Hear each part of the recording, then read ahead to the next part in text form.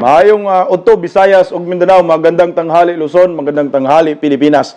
Magandang tanghali po sa lahat ng mga Filipino, mga OFW saan man panig ng mundo, lalo na po diyan sa Qatar. Patuplok po mga kabisdak. Magandang tanghali po sa lahat ng mga Eskunyans, Duterte diehard supporters, bandag supporters, sa lahat po naman kayo G, sa mga tutobo. Saan man panig ng Pilipinas, magandang hapon no. Pag sinasamid-samid na ako dito sa Siargao, guys. At maraming salamat to sa palaging pagsubaybay sa bagong programa ng SMNI dyan sa DZAR 1026. SMNI Radio, ang Birada, Agila. 5 political vloggers po ang kasama dyan, Brothers Travelers, Vimar, at Badong Aratelis, Pambansang Loyal, at ang inyong lingkod, Bisdak Pilipina. Subaybayan po ninyo yan, araw-araw po, alas 2 ng hapon. At abangan nyo po ako mismo dyan sa studio ng SMNI, June 4 to June 5 po ako. Yun ang nakatuka ho sa atin. Mabuhay po tayo mga Pilipino. At sa mga bagong pasok po sa Bisdak Pilipinas, maraming salamat po sa inyo. Baka pwedeng pa-like, pa-share, pa-subscribe, pakipindot po ang inyong notification bell upang lagi ho kayong updated sa ating mga upload video. At thank you so much sa mga nagpa-super thanks. Mabuhay ho kayo. Ano ba ang hinihintay natin mga kababayan ko? Patuplok na nga yung matang budlat ni Palaka. Hoy! Bisdak na! Pag-usapan natin yung kakakapalan ng mukha ni Ngimem. Vice President Inday Sara Duterte pinagkakaguluhan sa Qatar. Ngagba, sobrang kapal ng mukha. Ayaw niya umanong mag-resign at hindi daw umanon niya tatakasan ng problema. Bakit nasa ibang bansa ka? Wala niya, resign ka na niya. Talagang, alam mo yung mga ganitong klaseng leader, mga kabisdak, no? Hindi naman siya nagpe-perform at aminado ho siya, hindi siya nagpe-perform. Ang kailangan gawin mo, magpakatotoo ka na lang sa sarili mo na hindi mo talaga kaya. Hindi mo kaya ang inaatang na tungkulin sa'yo ng taong bayan at nasayang ang kanilang boto noong nakaraang 2022 presidential election at nabudol mo sila. Dapat yan, ano na yan, resign animal. Kapituko. Sabagay, ilang dekada ba ho yan inasam-asam nila makabalik sa Palacio de Polvoron na binudol po nila yung pamilyang Duterte. No? Ginamit nila si Inday Sara. Talagang hindi ho yan mag-resign. Hindi nga ho yan aalis na eh. Mag-resign pa kaya? Mukha niyan, laging nakaganon. Iwan ko lang kaya. Pakinggan po muna natin mga kabisdak itong balitang ito patungkol sa ayaw ho mag-resign ni Ngimem. Pinag-resign po kasi yan ng mga Duterte diehard supporters at mga supporter ni former President Duterte. Isa na po tayo dyan na lagi po tayong nanawagan, Ngimem, resign. At mga eksperto ay dapat sabi nga ho kung hindi kaya, ibigay na lang sa iba na kaya gampanan ang tungkulin bilang isang presidente ng Republika ng Pilipinas. Mas maganda nga ho, ganun na lang gawin yan ni Malo. Pakinggan po natin mga kabisdak. Iginiit ni Pangulong Bongbong Marcos na hindi siya magbibitiw sa pwesto sa kabila yan ng panawagan ng mga kritiko kasunod ng isinagawang cabinet revamp. Nakatutok live si Ivan Mayrin. Ivan. Yes, Vicky, nakapanayam ng mga mamamahayag ngayong gabi lamang si Pangulong Bongbong Marcos sa kanyang partisipasyon dito sa 46 ASEAN Summit at isa nga sa mga nabanggit niya ay hindi siya magre-resign. Yan ang tugon ng Pangulo kasunod ng mga panawagan ng kanyang mga kritiko na siya ang mag-resign sa halip na pagbitiwin ang kanyang gabinete. Narito ang kanyang tugon sa hirit na yan. Kung gagawin nyo. At wala sa ugali ko yung tinatakbuhan ng problema. Oh, lala! Ba't ko gagawin yun? Anong gagawin natin? Wala daw sa ugali niya na tinatakbuhan ng problema. Sabi sa made in Malacanang, panay ka daw lasing nyor eh. Yung pelikula ni Daryl Yap, tumatakas ka daw sa problema. Sabay, ganun, ba't gawin yun? Kasi nga, inamin mo na ang mga tao ay nagsasawa sa inyo at hindi nagpe-perform yung mga gabinete mo at pinag-resign mo sila at nag-revamp ka pa at nambudol ka pa. Inamin mo mismo na wala kang ginawa patungkol sa issue ng droga, patungkol sa issue ng mga bilihin, tungkol sa issue ng seguridad, sa mga proyekto. Inamin mo na palpak ka yung 3 years mo naging presidente. Baka naalala mo yung usapan ninyo yung Tunying. Gusto mo na nga makipagbati sa mga Duterte kasi nga tinatamaan na kayo eh. Umaalagwa na ho yung Duterte, lalong lumalakas. At guys, tama rin naman. Bakit mo pinagre-resign yung mga gabinete na hindi mo naman talaga tinanggal? Kung ikaw aminado ka, walang kwenta mga gabinete mo, sinabi mo lang wala ka ring kwenta. Kaya nga, ang dapat gawin dito, dapat si Junior ang mag-resign. Dahil wala ho talaga siyang nagawa bilang isang presidente. Ngayon, nasa ibang bansa na naman ang meron dyan. Anong gagawin natin? May napala tayo niyan? Wala nga. Meron, gastos ng bayan. Pera nyo, pera nating lahat, ginagastos nila. Kasi hindi naman pera nila yan ang ginagastos nila diyan sa kung saan napupunta ni Malo. Pera ng taong bayan yan. Ang tanong, may mangyayari ba, may babalik ba yan sa ating mga Pilipino, yung panaikot-ikot sa ibang bansa, di ba nahilo ito? Ba't ka nagre-revamp? Kasi nga, walang kwenta yung mga ahensya ng gobyerno, hindi ho ginampanan ang kanilang tungkulin para sa bayan. So yung expectation ng mga mamahihirap na mga Pilipino, as in, nabudol ho sila. Hindi nyo na ibigay. Hindi kayo nagpi-perform. So, and the best way na gawin mo nyor, English yun, Mal, mas maganda mag-resign. Yan ang pinakapayo ko sa iyo, nyor, kung pagod ka na, wala ka naman nagawa, proyekto, kahit puste, wala. Flood control projects, merong isa kaming nakita, matarik pa yung hagdanan. Eh talagang mas okay pa kung mag-resign ka at mamasyal ka na kung saan-saang lugar. Para kaming mga Filipino, makausad ang buhay namin at maganda ang tatakbuhin ng Pilipinas sa pamumuno ni Vice President Inday Sara Duterte. Kasi yung utak nito, panay impeachment lang eh. Ito lang ako. Ayaw daw, ayaw.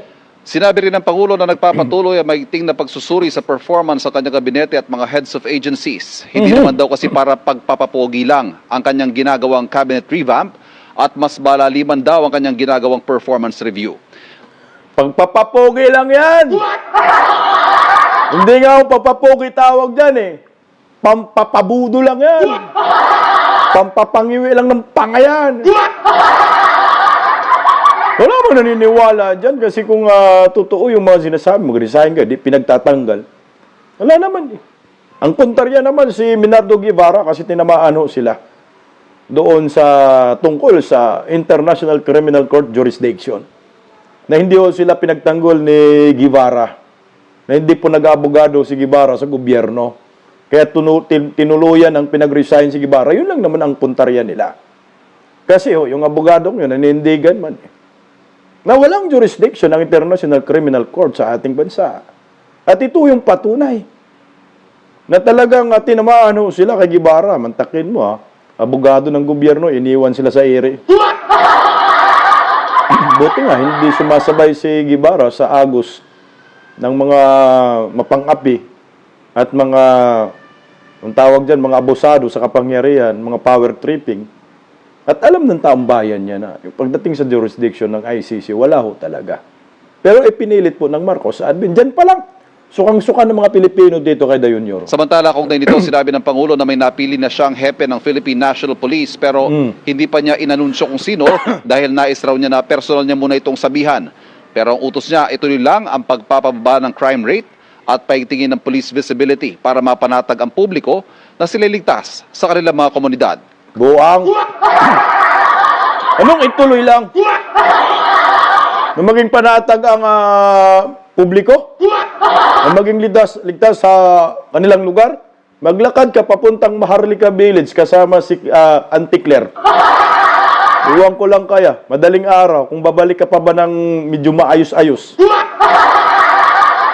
Yung mga delikadong lugar sa panahon ni Panot, nilinis ni Tatay Digong. Ngayon naman, sa panahon ni Dayunyor, binalik naman yung panahon ni Panot, mas malala pa.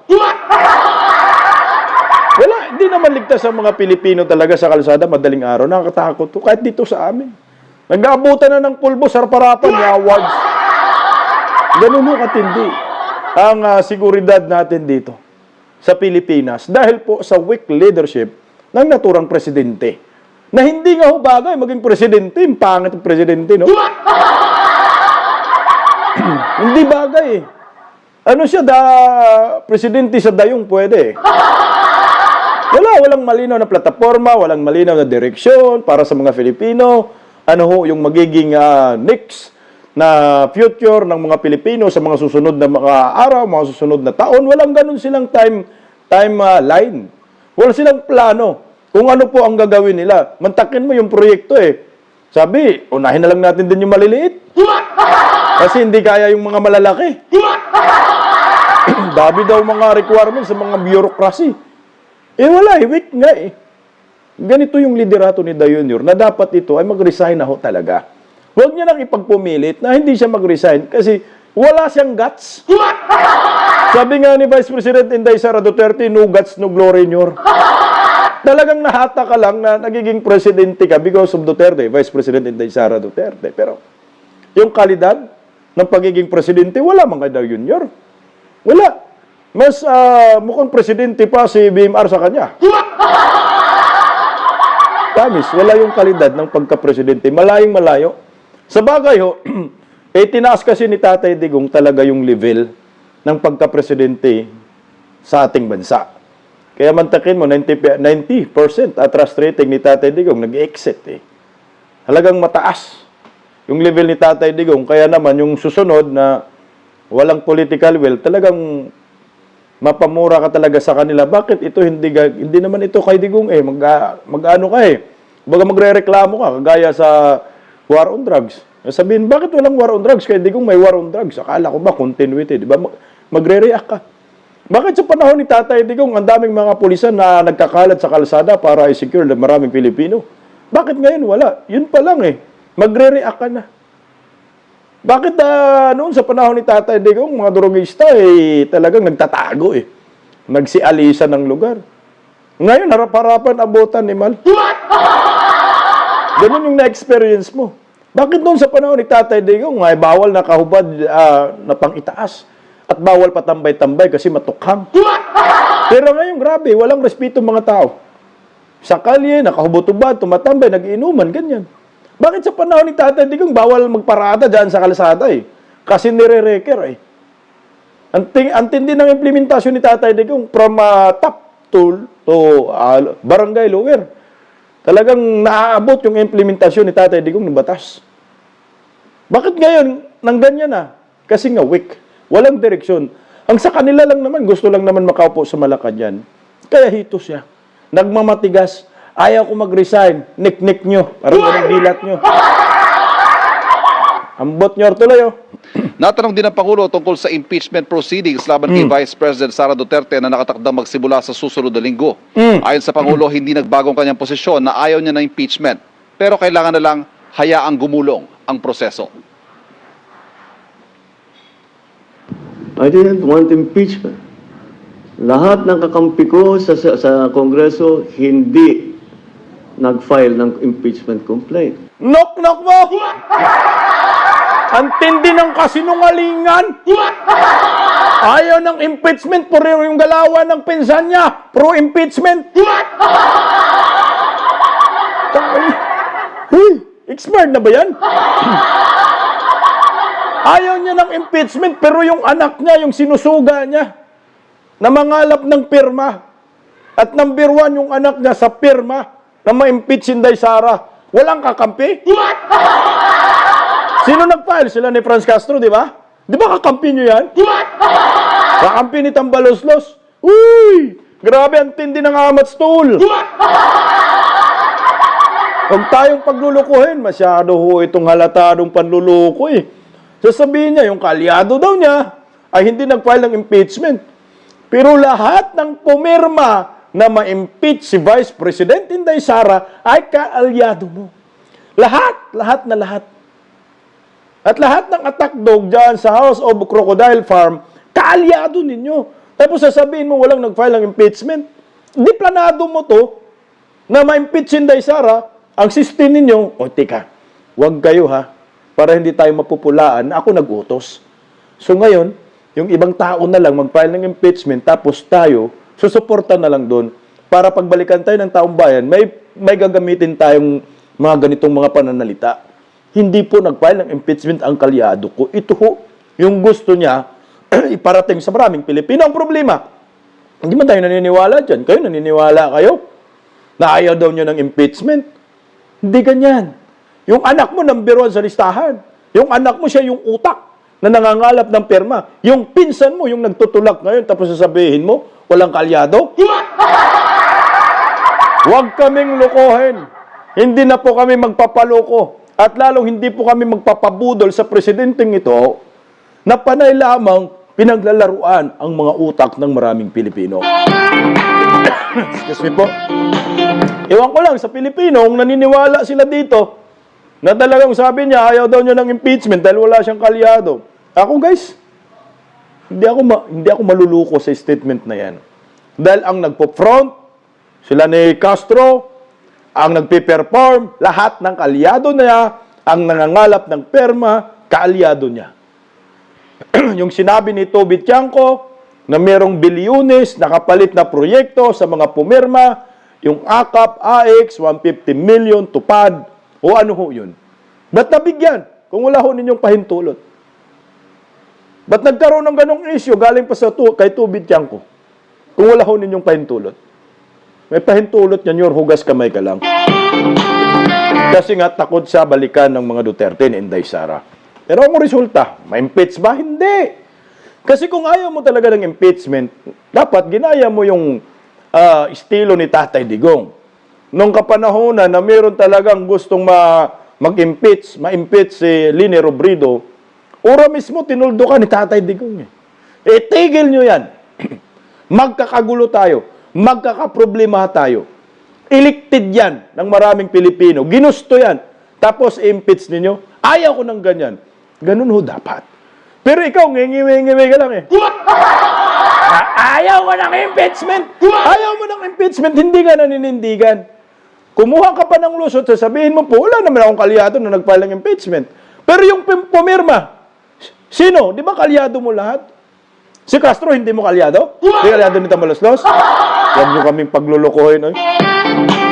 Kaya mas maganda mag-resign ka na lang nyo. Wala ho. Yung mga statement mo, labo-labo na, malabo pa sa sabaw ng pusit, at pinakalabo pa, yung malabo pa sa alkitran. Naniniwala kayo guys? Ako ho, hindi ako naniniwala dyan. Na wala siyang kinalaman sa impeachment. Si Inday Sara, hindi yan maniniwala.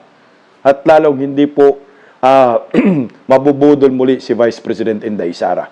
Alam namin yung galawan nyo, mga Marcosis. Meron pa isa, si Aimee Awards. Tuloy Yung mga nag-file ng impeachment complaint, hindi mo masasabing kaya kong utusan o pagsabihan na ito yung gagawin mo. Sabihin na lang natin, hindi mo kayang pag-utusan na itong gagawin mo. Nik-nik mo. May maniniwala kayo dyan? Kontrolado mo ang mga yan. Kongreso, kontrolado mo yan. Ikaw nag-appoint kay Tambaloslos eh. Sabihin na lang natin, hindi mo na kontrol na mag-file ng impeachment sila ni Franz Castro. Pero makukontrol mo yung House of Representatives, yung lahat ng kakampi mo, pati si Tambaloslos, kasi presidente ka. At ang sasabihin mo, itigil nyo yan. Bakit nagawa ni Tatay Digong? Bakit na-control ni Tatay Digong yung kapanahonan kay Lini Robredo na gustong impeach? Tinuldo ka ni Tatay Digong, itigil mo ngayon, masasabi mo ngayon na hindi mo makokontrol. Suwit ka nga. So yung leader na ito, mahinang nilalang. Ba't ayaw mo masabihan yung mga kongresista, presidente ka. Sino bang mas mataas sa inyo? Kongresista o presidente? Kung sasabihin mo kongresista, magpakontrol ka sa kongreso, magpakontrol ka sa kapatid mo, maganda nga ho yung panawagan namin na mas maganda ikaw ang mag-resign. Kinokontrol ka ng mga buhaya sa House of Crocodile Farm eh. At hinayaan mo yung kontrolin mo, kumakain ng ginto yung iba dyan. Ano ang klaseng presidente kung ganun? Walang kwenta. Presidenteng walang paninindigan, presidenteng takot sa mga kongresista. Dapat ikaw ang masusunod dahil presidente ka, hindi ang mga kongresista na ilan lang bumoto yan, putang na, wala pang 100,000 eh. Totoo lang. Pero sila yung siga-siga. Just konyor, ambot, oy, tuloy oh. So, why do I have to keep explaining that I did not want impeachment? Ulul! Bakit daw siya magpaliwanag ng ganyan? Hindi mo ba naalala na sinabi mo, inamin mo, na yung anak mong si Sandro, sinabihan mo, na tagampanan yung pagka-kongresista mo, kaya pumirma si Sandro, ikaw nagtulak doon. Pumirma si Sandro, number 1, gumaya lahat. Paano ho yun, hindi mo may paliwanag yun? Kung hindi mo sinabihan si Sandro na gampanan mo pagiging kongresista mo, gumpanan mo, anong tungkulin mo, wala sanang pirmahan. Number 1, si Sandro doon, pumirma, di lahat, gumaya. Sino bang hindi kagaya na kongresista? Nandun na yung anak mo. At yung pangako ni Tambalos Los Bilyones, si Awards. So ngayon, ako-corner ka ngayon. Kasi no chance na yan na impeachment trial lamang kay Vice President Inday Sara, talagang tatamaan ang mga Marcos dyan. Sabihin na lang natin, ma-impeach or hindi ma-impeach, si Vice President Inday Sara sa Senado, tatamaan pa rin ng mga Marcos dyan. At pagdating ng 2028, mabaon na sa limot tong mga to. Yan nga, oh.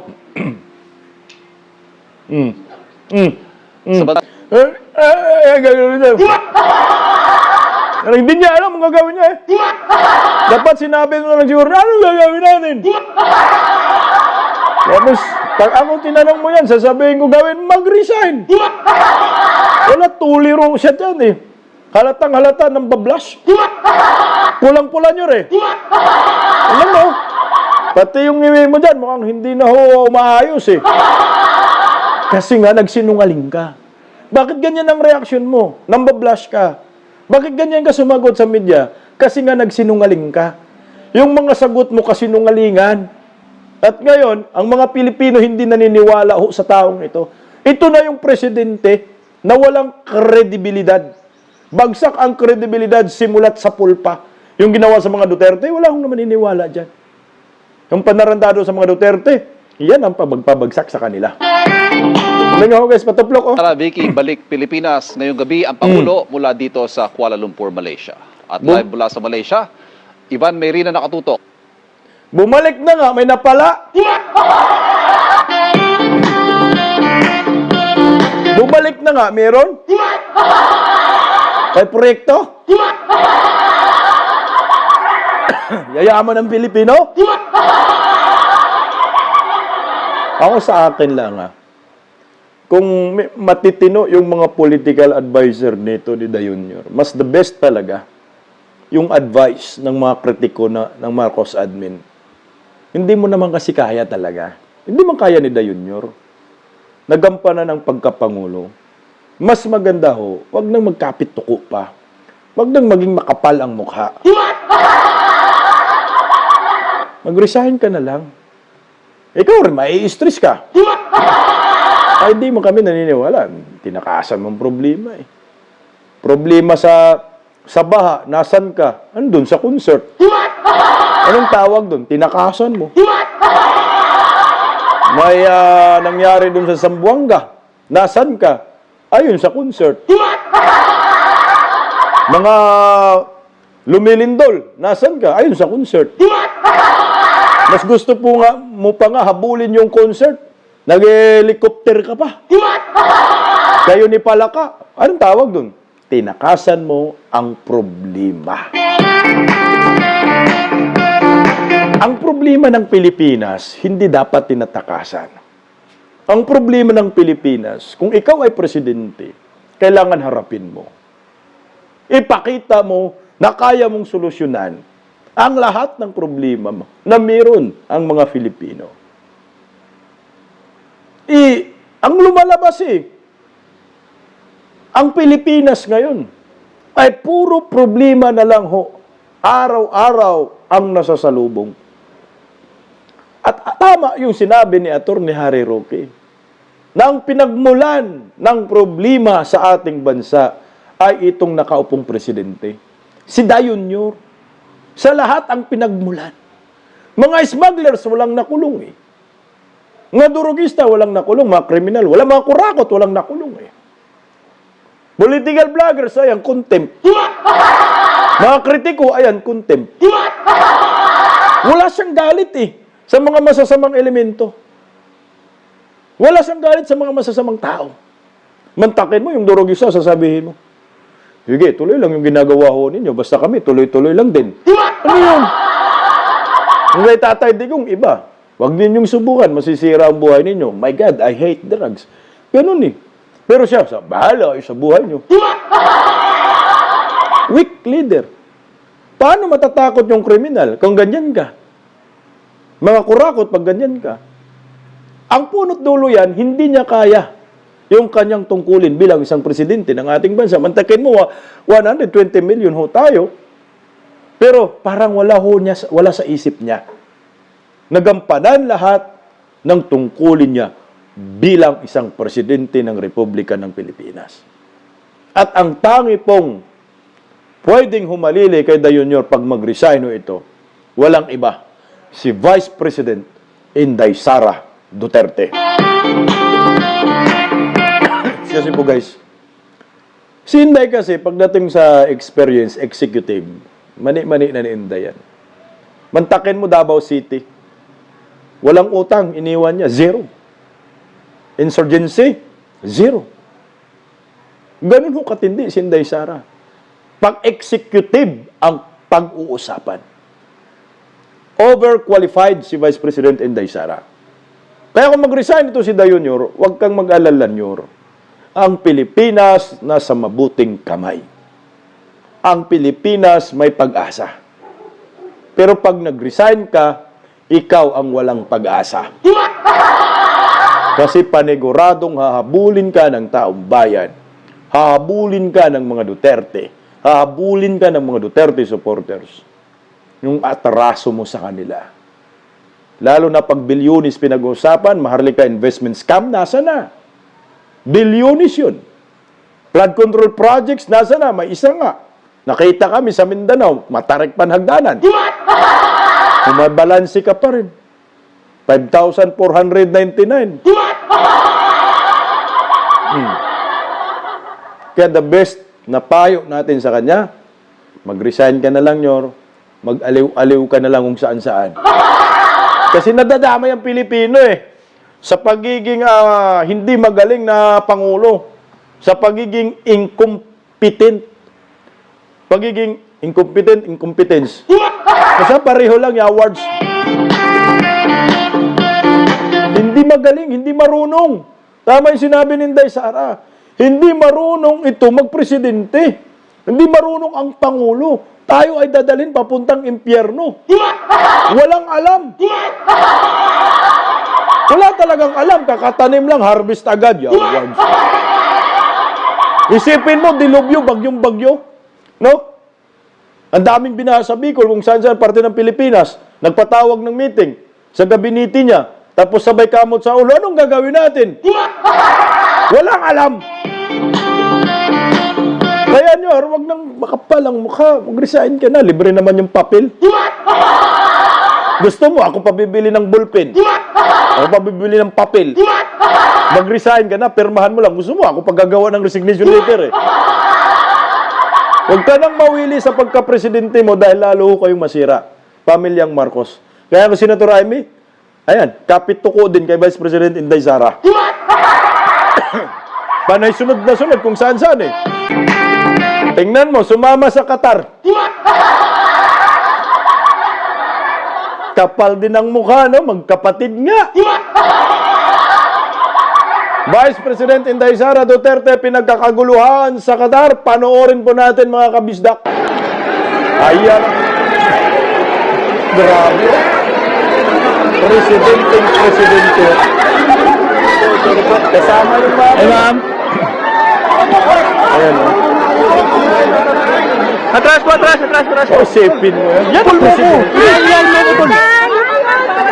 Tingnan mo yung mga OFW. Yan ang presidente. Atras. Mahal na mahal si Inday Sara. Wala, presidente Atras, na talaga please. si Grabe. Atras. Iba yung atmosphere. Pag nandyan si Inday Sara. Atras. Bibisitahan din na yung OFW dyan na yung nakulong ba? Ma'am, Dahil ayaw, sa- ma'am. Eh, Ma'am, ingat po sa ano. Yun, oh. Laban lang. Atras po. Oh, grabe. Presidente. Oh, grabe. Tumayo balay yung West. Ma'am. No Grabe po. Oh, grabe. Sumigaw po. Atras, please. Grabe. Please. Atras po. Grabe. Oh, tumayo balay mo. Oh. Ma'am, atras lang po kayo para bilis. Atras. Grabe. Ma'am, atras po. Yan ang BP namin. Ito yung pinakamagaling Galing, oh. sa lahat. The next president. Kita nyo, the next president. Grabe, no? Hawak lang ako. Yeah, sure yun eh. Landslide po. Ma'am, bagayan lang, ma'am. Landslide victory po. 2020. Hey, ma'am. Nandyan pa si Ma'am Bonima, no? Ay!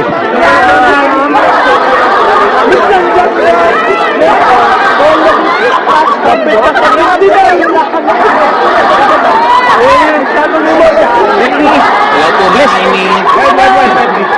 Hey, ma'am. Huwag mo sabihin, ma'am. Hinupo pa rin ka. Sabihin mo. Atras lang po kayo, atras.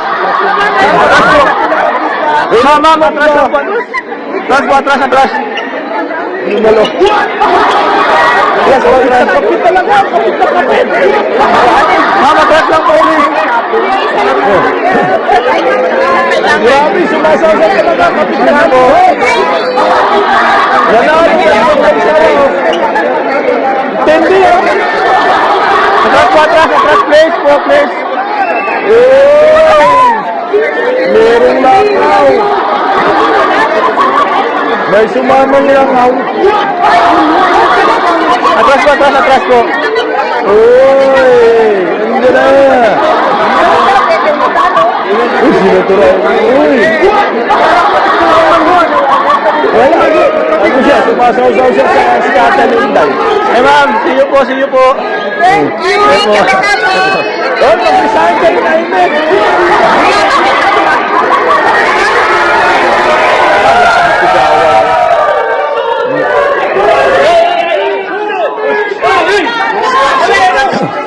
Bawal pa naman sigawan dyan. Yes, bawal lang. Bawal yun. Duterte, baka maristo ka dyan.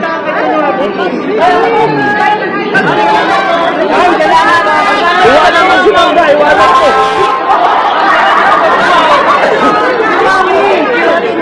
Iwanan mo si Mangga.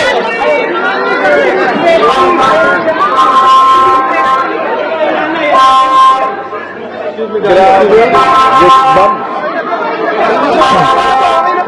Talagang tayo balahibo guys, balahibong dyan. Alam nyo, mag-resign ka na nyo. Paano yan? Nagsalita ng taong bayan eh. Kahit ang baloslos, yung pangarap mo maging presidente, kalimutan mo na lang yan, yawan. Wala na yan. Eh, ito lang yung vice president na talagang minahal ng taong bayan. Kapag nakita mo sa public places, ay dinudumog ho talaga. Talagang dinudumog, pinagkakaguluhan, kasi nga may starstruck ka eh. Kasi kita mo naman, ng tayong ali, pinagtulungan ng mga buhaya, nagtatrabaho, pero hindi madurog-durog eh. Nagkamali lang talaga mga kongresista na to, na talagang pinagtutulungan si Inday Sara. Nagkamali dito si Tambaloslos, pati si UWM. Ito yung patunay na kailangan mo nyor mag-resign. Dahil ang taong bayan, mas gusto na po na si Vice President Inday Sara maging presidente. Pagkakaguluhan ka sa ibang bansa. At tama ho talaga yung sinabi ni Vice President Inday Sara, I think 98% ng mga OFW bumuto sa kanya nung nakarang election 2022. Na panigurado pagdating po sa 2028, 100% ng mga OFW buboto, na patunayan, black voting yung mga OFW. Ito yung rason ng mga ibang mga kritiko ng gobyernong Marcos na mag-resign na lang si Day Junior. Kasi hindi niya kaya, meron namang Inday Sara na kaya niya. Mantakin mo. Si Day Junior, saan ba siya pumunta? Pinagkagaluhan siya? Hindi.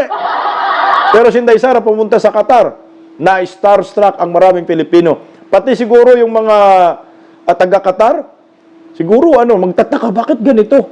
Dinudumog ng maraming Pilipino, Vice President lang naman ito, Duterte. Kasi nga, minahal sila ng taong bayan at pinagkatiwalaan sila ng taong bayan at hindi sila iniiwan ng taong bayan. At ilalaban ng taong bayan ang mga Duterte. Kaya pakinggan po natin, nagpasalamat po dyan si Vice President Inday Sara. Surya. Ito. Salamat kami sa oras Kuya, cellphone mo, nakatakot. na suporta. At siyempre, sa Senator din, nandito nagpapasalamat sa tulong ninyo sa kanya. Buhay kayo. Mag-ingat kayo lahat. Ay, mangga! May langaw, may bangaw.